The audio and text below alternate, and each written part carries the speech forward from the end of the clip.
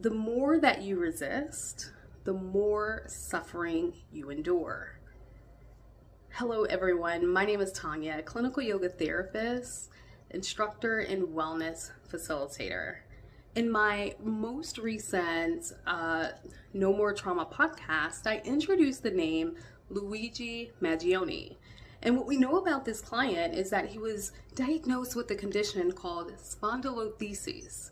So what that means is the spinal column, the vertebrae, right at the base of the vertebrae, the lumbar, or maybe even lower down, you may experience a slippage of the discs. And when the discs slip, they're pressing on the nerves, which can, create pain, discomfort, stiffness, tightness, and a hard condition to live with. And so as we explore this klesha of resistance, also known as devasha, we learn that with this suffering, this client is experiencing a great amount of anger. And so kind of going back, I want to talk about there's 5 kleshas. And Tanya, what is that? The kleshas are what yogic philosophy says that these are dukkha's, sufferings of the mind.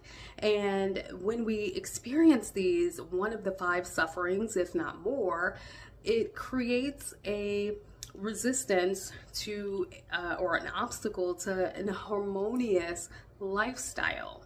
So in this first week working with the client, I would ask for the client, we would work through a pranayama exercise with inhaling and exhaling, balling the fist. Why is that? So Gary Zukav, author of The Seat of the Soul, he talks about how anger, the seat of anger, underneath that, it not only sits in the hands, which creates this impulsive action, underneath that anger is fear, sadness, grief.